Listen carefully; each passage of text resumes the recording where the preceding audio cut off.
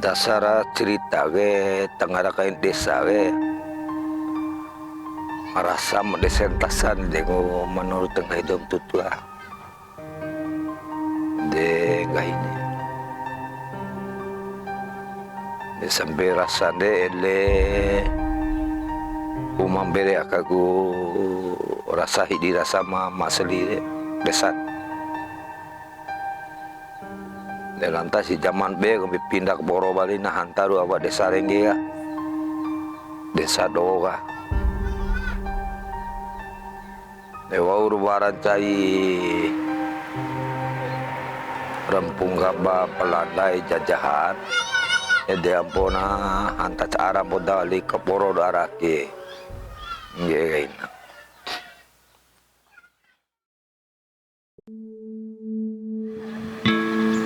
Jati Baru Timur atau dalam naskah kuno Bima disebut dengan desa yang dalam bahasa Sangsekerta berarti tanah tumpah darah, merupakan salah satu peradaban tua Bima yang diperkirakan sudah ada sejak abad 8 atau abad 10 Masehi.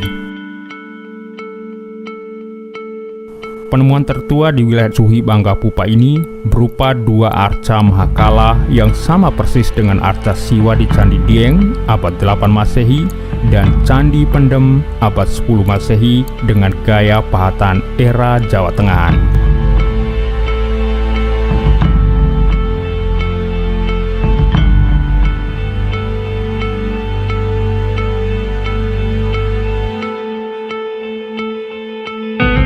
Jadi penemuan-penemuan Hindu ini membuktikan bahwa kita ada hubungan ya, kita kontak dengan Hindu. Jadi ada benang merah antara Wadupaa, situs Wadupaa dengan penemuan-penemuan di desa ya Jati Baru ya. Jadi ada benang merah. Jadi semoga saja nanti ada lagi penemuan-penemuan lebih lanjut yang betul-betul membuktikan, karena di sana juga selain ditemukan cincin dan lain-lain juga ditemukan arca-arca ya, arca Siwa dan lain-lain. Memang dalam naskah Bima, karena Islam sudah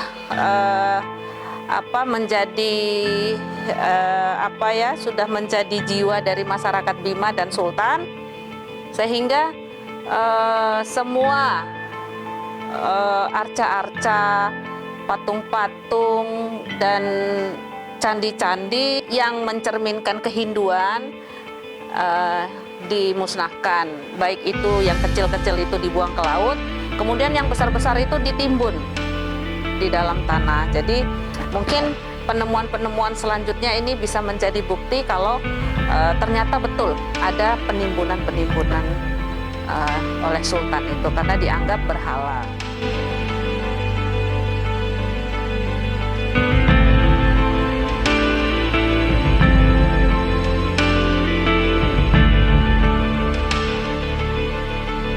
Penggalian sejarah dari peninggalan peradaban desa ini menjadi penting dilakukan untuk mendukung pengungkapan benang merah sejarah dan peradaban Bima kuno, mulai dari situs Wadupaa Sowa, situs-situs Tambe Bolo, dan peninggalan-peninggalan di desa itu sendiri. Berdasarkan hasil penelitian arkeolog, prasasti Wadupaa sendiri tertulis angka tahun 631 Saka atau tahun 709 Masehi. Situs Tambe, para ahli memperkirakan sejaman dengan pembangunan Borobudur atau abad 8 hingga 9 Masehi. Sementara temuan arca Siwa Trimuka Tato sejaman dengan arca Dieng dan Batu abad 8 hingga 10 Masehi. Catatan tertulis lain yang mengungkap adanya peradaban di wilayah Bima pada abad 10 Masehi tercatat pada prasasti Blajong Bali yang berangka 835 Saka atau 913 Masehi. Prasasti itu menulis tentang kemenangan Raja Bedahulu Bali yang bernama Sri Kresna Warmadewa. Bima ini adalah daerah persinggahan sejak dulu dan memberi bukti bahwa lalu lintas perdagangan timur, barat, utara itu melalui Bima pada masa lalu, dan sebaran-sebaran situs cagar budaya di Bima ini cukup banyak, terutama yang pra-Islam. Ada situs Wadupaa, itu 709 atau 631 Saka, kemudian Watu Tunti, kemudian sebaran-sebaran situs yang ada di sekitar Bolo itu banyak ditemukan situs pra-Islam, terutama pada daerah Hindu di Bima. Kemudian ini juga di museum ini ada dua arca ya, arca Nandi dan arca Yoni yang ada di museum ini memberi bukti bahwa Bima sesungguhnya telah memiliki peradaban yang tua, terutama pada antara abad 8 sampai abad 10 Masehi, yang berkaitan juga dengan pendirian kerajaan Bima di masa lalu. Nah, situs-situs itu juga tersebar di kota Bima, ada di Jati Baru dan lain-lain. Itu situs yang cukup panjang. Kawasannya itu cukup panjang mulai dari era prasejarah, zaman kolonial hingga zaman Jepang itu. Nah, kembali ke situs yang ada di Bolo dan sekitarnya, itu memberikan bukti bahwa Bima adalah daerah yang dulu memang sudah menjadi tempat persinggahan berbagai aliran ya, aliran Hindu, Buddha, dan bahkan Islam pada abad ke-16 hingga abad ke-17 itu. Selain patung Siwa Trimuka dan Mahakala, di wilayah desa juga pernah ditemukan berbagai macam temuan lain yang mendukung peradaban Hindu kuno di wilayah tersebut.